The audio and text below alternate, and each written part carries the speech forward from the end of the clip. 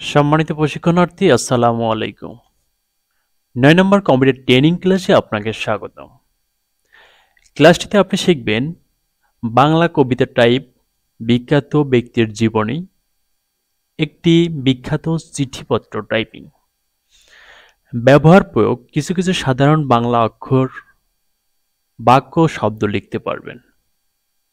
১৭ নম্বর command, Bangla কবিতা typing.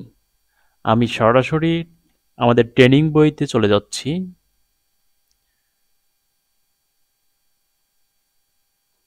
১৭ নম্বর কমান্ডে computer Bangla typing নিয়ে কবিতা। এই কবিতাটা আপনারা সুন্দরভাবে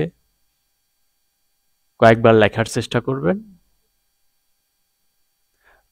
তারপরে ১৮ নম্বর কমান্ডে রাখা হয়েছে মহান ব্যক্তির জীবনী, প্রফেসর ডক্টর মোহাম্মদ ইউনূসের সংক্ষিপ্ত পরিচয়। এইটা আপনারা কয়েকবার লিখতে পারবেন।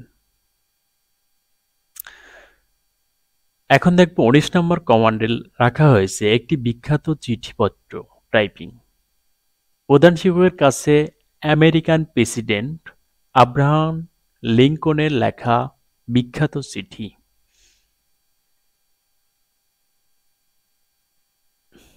এই চিঠিটা আপনারা টাইপ করতে পারবেন।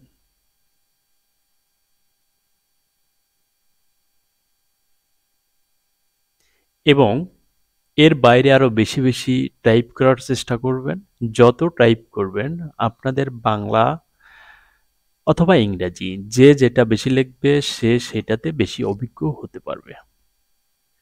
আমাদের ৯ নম্বর ক্লাসের পূর্বজ্ঞান যাচাই বলা হয়েছে বাংলা অক্ষর যুক্ত করার জন্য দুটি অক্ষরের মাঝে কোন অক্ষরটি চাপতে হয় এবং কৃষ্ণ, বিজ্ঞান, কক্সবাজার, ঋণ ও হৃদযন্ত্র শব্দগুলো লিখুন। আপনারা অবশ্যই পারবেন লিখতে এবং উত্তরে যেভাবে যুক্ত করতে হয় সেটাও সমাধান দেওয়া আছে। পূর্বের ক্লাসে আপনারা সমাধানটা শিখেছেন, অবশ্যই পারবেন। শর্টকাট যুক্ত করা আছে, ট্যাব কি চাপলে কার্সার 0.5 ইঞ্চি পরিমাণ ডানে সরে যাবে। স্পেস দিলে এক ক্যারেক্টার সমপরিমাণ জায়গা ফাঁকা হয়ে যায়, কিন্তু ট্যাব ক্লিক করলে 0.5 ইঞ্চি পরিমাণ ডানে সরে যাবে বা ফাঁকা হয়ে যাবে। বাড়ির কাজে বলা হয়েছে কিবোর্ডের লেআউট নিয়ে ইংরেজি বা বাংলা টাইপ করা শিখুন।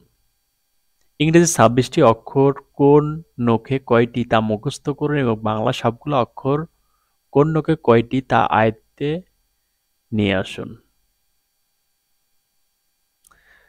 শর্টকাটটা আমি আপনাদের একটু দেখাবো। এমএস ওয়ার্ড ওপেন করব। এমএস ওয়ার্ড ওপেন করার পরে এখানে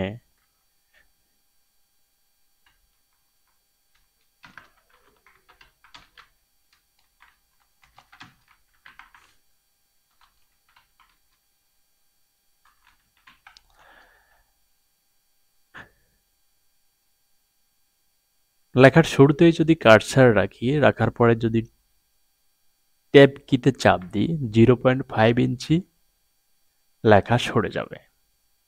এটাই ছিল ট্যাবের ব্যবহার।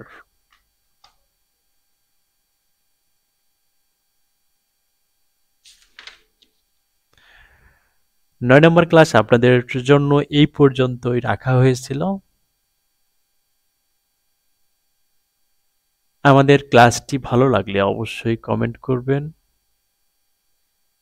এবং নিজে শিখে দক্ষ হয়ে অন্যকে দক্ষ করার জন্য সহযোগিতা করবেন। আপনাদের অনেক অনেক ধন্যবাদ আমাদের ক্লাসটি সুন্দরভাবে মনোযোগ সহকারে উপভোগ করার জন্য। আল্লাহ হাফেজ।